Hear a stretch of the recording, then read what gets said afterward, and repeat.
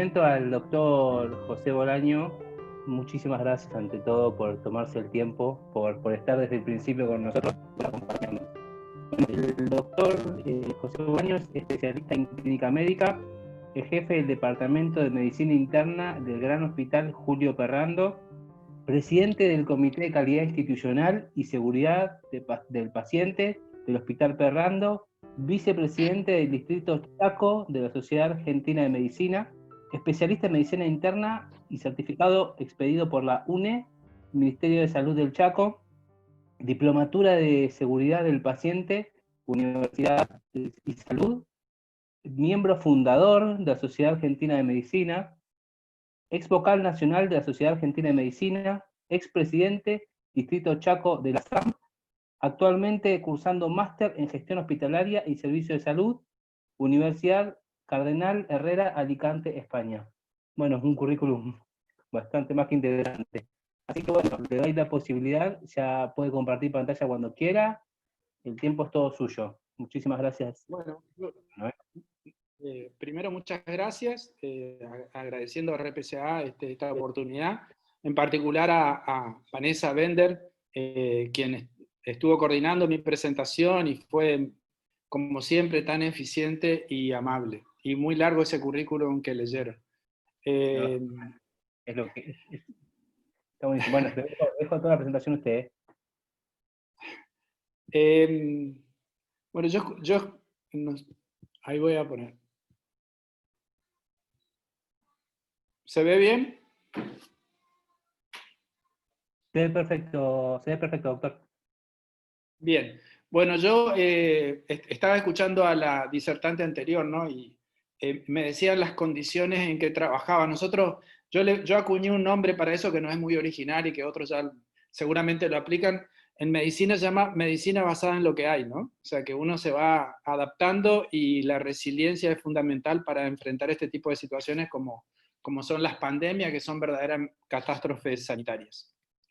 Yo un poco mi enfoque es hacia el concepto de segundas víctimas. Como bien mencionaron, una de mis especialidades es seguridad del paciente, que es una de las dimensiones que tiene la calidad, que junto con medicina centrada en las personas, para nosotros son las dos principales.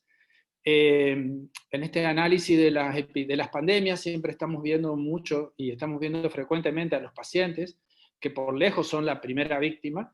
Por ahí nos estamos olvidando de lo que se llama segundas víctimas. Así que yo voy a hablar de definición de segundas víctimas, de cuál es la prevalencia estimada de eso, cuáles son las características que tienen las segundas víctimas y particularmente cuáles son las características que tienen en contexto de pandemia, cuáles son las consecuencias de esto y posibles acciones de prevención y tratamiento. El concepto de segunda víctima surgió por primera vez. Voy a tratar de salir de la pantalla que no se me vea. Perdón. Surgió por primera vez en el año 2000 y fue acuñado por Albert Gu, un médico que internista, que vio el caso de un residente que diagnosticó mal una pericarditis y que fue visto como un culpable de un delito, ¿no? Entonces, él decía en este párrafo que se ve acá que claramente el paciente era la primera víctima, pero la segunda víctima eran los médicos, dijo. Después vimos que además de los médicos también eran víctimas los enfermeros, los kinesiólogos, los mucamos, los bioquímicos. O sea que cuando hablamos de segundas víctimas, en este caso no solamente me voy a referir a los médicos, los psicólogos, los psiquiatras, sino a todo el personal de salud. Este es el concepto de segunda víctima. Quisiera salir de pantalla a ver si puedo. Un segundo. Todo profesional proveedor de servicio que participa en un evento adverso, un error médico, una lesión relacionada con el paciente no esperada. Evento adverso se llama a cualquier suceso que le pase a una persona que ingresa a una institución de salud y que sufra algún daño o casi daño que no esté relacionado con una situación de enfermedad, sino con la misma asistencia al lugar. Eso es un evento adverso. Hay un gráfico bastante conocido que en realidad se lo atribuye a Víctor Sen, que habla de las 4 olas de la pandemia COVID y el impacto que tiene sobre la salud. En esas 4 olas, la primera ola se refiere justamente a la primera víctima, que son los pacientes, y se refiere a la mortalidad y morbilidad, y como verán tiene esta curva ascendente que después desciende, pero persiste en el tiempo. La segunda ola se refiere a pacientes urgentes no COVID que están demorados por restricción de recursos, y de esto hay una amplia descripción en la literatura, sobre todo en enfermos cardiovasculares y pacientes neurológicos. La tercera ola se refiere, y la vamos a ver dentro de un tiempo, ya estamos viendo algunos de estos eventos, en el impacto de la interrupción de atención en enfermedades crónicas. Y la cuarta ola es la que nos toca a nosotros, ¿no? Que es el síndrome de estrés postraumático, burnout, enfermedades mentales, relacionados con crisis económicas, desigualdades y situaciones vividas durante la pandemia. En esta cuarta ola es donde están las segundas víctimas. El primero que, después de esa definición de Google, que hizo un estudio de prevalencia sobre las segundas víctimas, fue Scott. Él dijo que había, en el primer estudio que dijo que había de un 10% en realidad hasta un 40%. En realidad después hay estadísticas de Estados Unidos y de Canadá que hablan de hasta un 55% del personal de salud que puede sufrir esta condición. También se habla de tercera víctima, y ustedes van a escuchar este término, refiriéndose a las instituciones que ven desprestigiado su firma por la aparición de estos eventos adversos, pero no es el tema de esta discusión. Las reacciones pueden ser, como están vistas ahí, emocionales, cognitivas, lo que dije de los estudios de Canadá. Voy a poner la cita bibliográfica y voy a poner a disposición, por supuesto, el Power para los que requieran después información. Hay un estudio reciente que se hizo en Australia que dijo que el 76% de los profesionales involucrados en un evento cercano o adverso fueron afectados emocionalmente. Hay gente de España participando de esto. España particularmente para nosotros es una referencia en cuanto al tratamiento del tema. Es más, yo voy a dar alguna referencia a guías españolas. Cuando uno habla de atención primaria, las cifras varían entre 55% para enfermeros y 67% para médicos. Y acá están algunas de las referencias. Este es un estudio en enfermeras, por ejemplo, en 770 enfermeras, una de cada 4 enfermeras informó eventos adversos en su área clínica, y no estoy hablando de contexto de pandemia, que es mucho mayor, porque la condición de incertidumbre y algunas características que tiene, ya hablaron de algunas de estas condiciones, las hace particular, así que no voy a hacer más mención, ahí está la bibliografía. ¿Qué es lo que más le preocupa a los profesionales después de un evento adverso? Consecuencias legales, desprestigio profesional, el miedo a pedir disculpas, ¿no? Y tener que informar a un directivo. El personal médico está formado, hablo de los médicos dentro del personal de salud, particularmente con una formación bastante perversa que tenemos. Yo soy docente universitario, que seguro que los médicos que están participando de esta reunión alguna vez escucharon durante su formación, y muy frecuentemente aprovechá que sos estudiante, porque cuando seas médico no te podés equivocar. Entonces, esa es la cultura de formación de los médicos durante la facultad. Yo hace más de 25 años que enseño, y le digo a mis alumnos, lo único seguro que tenés es que te vas a equivocar. El único hecho seguro en tu formación es que te vas a equivocar alguna vez, y más de una vez. Y pasa porque somos humanos. Bueno, algunos de los efectos colaterales que ustedes mencionaron, más que efectos colaterales y efectos colaterales de la pandemia, y en este caso de consecuencias de las segundas víctimas, son estas, ¿no? Este tema de me volveré a equivocar, la pérdida de confianza, el insomnio, la insatisfacción laboral, la pérdida de la reputación, y claramente todo esto está vinculado a la aparición de burnout como consecuencia de esto.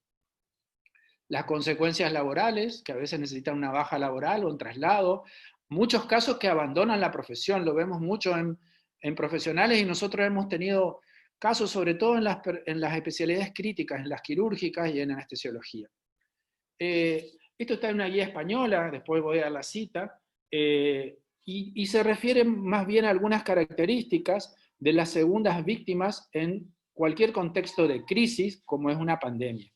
Estamos trabajando en una situación de riesgo biológico muy alto, con la angustia de lo que mencionaron en otras charlas, del aislamiento estricto de los pacientes, que hasta tienen que morir en soledad, que se ven desbordados. Yo trabajo en un hospital que tiene más de 500 camas, que tiene la complejidad más alta del Nordeste, donde tenemos una unidad de trasplante renal, tenemos terapia intensiva en este momento, y estoy viviendo en una provincia que es la tercera en cuanto a prevalencia de casos y a mortalidad en la República Argentina, con además una característica especial que es un compromiso mucho mayor que en los otros países con respecto al personal de salud.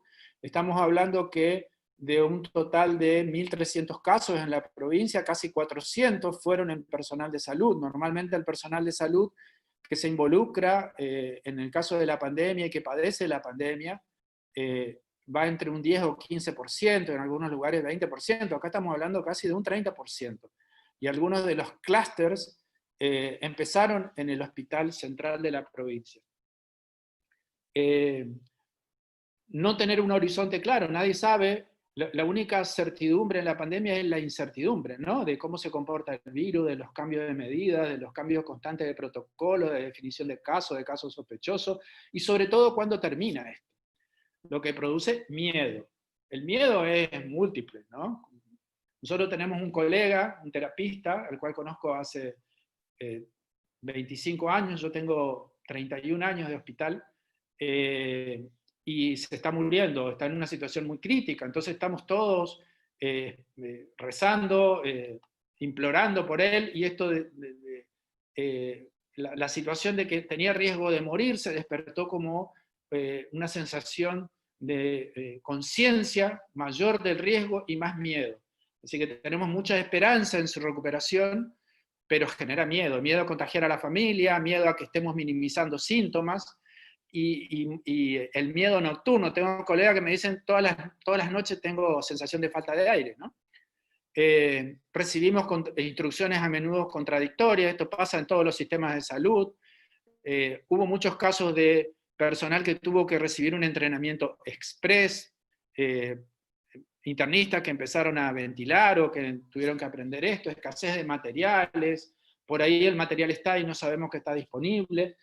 Se va cayendo el recurso humano, algunos porque se enferman, otros porque son contactos estrechos. Hemos llegado a perder servicios enteros en el hospital. Servicios de inmunología, hemos tenido que aislar el servicio de clínica médica, del cual yo fui jefe mucho tiempo, completamente. Disolución de equipos de trabajo consolidados, todo lo que puedan encontrar en estos. El personal residente es un personal particularmente sensible y ha sido la primera línea en este caso y en muchos otros países, y se han encontrado con la situación de cierta precariedad laboral por la cual todos estamos peleando, y eso también genera un estrés agregado. Patricia Watson, que muchos de ustedes la deben conocer, es psicóloga y trabaja con víctimas de estrés postraumático, sobre todo vinculado a los sucesos relacionados a la guerra en Estados Unidos, y encontró que en el personal médico, por ejemplo, como en algunas, como en el caso de la Fuerza Aérea, había algunos factores en común. Decía que los médicos o el personal de salud tenía mucho altruismo, ¿no? Y que ese altruismo tenía algunas fortalezas y algunas debilidades. ¿Cuáles eran las debilidades? Bueno, no buscar ayuda a veces, porque pensaba que la prioridad de los otros era principal, ¿no es cierto? La fortaleza es que se pone mucho interés, que va por encima del personal y se piensa en el equipo, y de hecho se constituyen equipos de trabajo. Lealtad, compromiso para cumplir la misión.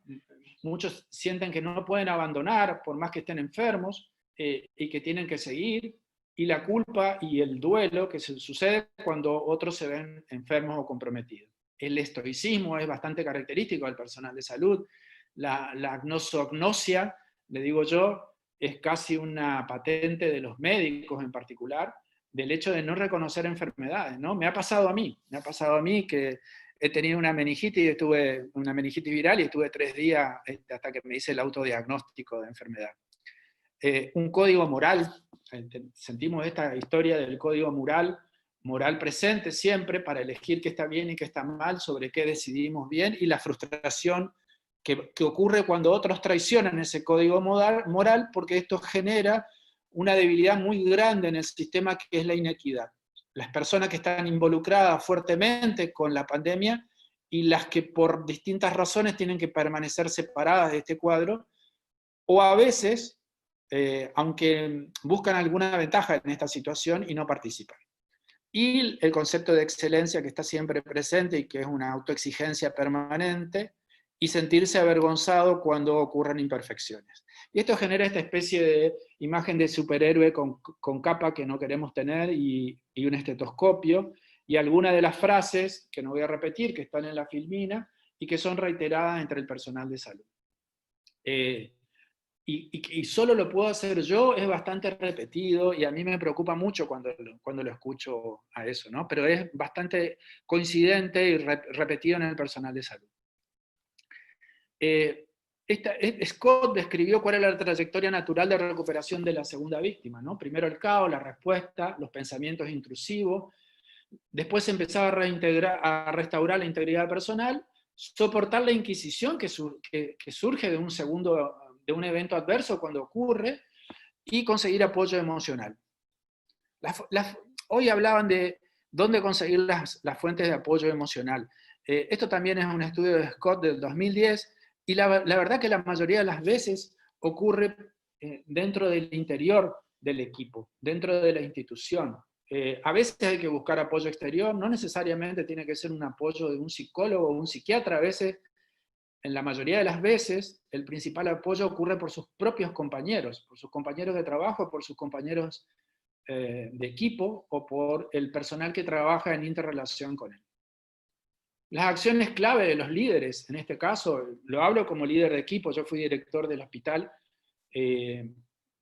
contactar con el personal, hacerse visible a todos los miembros del personal, que todos sepan, reafirmar la confianza, dar transparencia, notificar de los próximos pasos, mantenerlos al tanto de todo lo que ocurre, de cuáles son los objetivos, comprobar regularmente que el personal está al tanto de lo que está pasando, de cuáles son los objetivos de la institución y cómo vamos en las metas que nos propusimos, y estar en contacto con las segundas víctimas.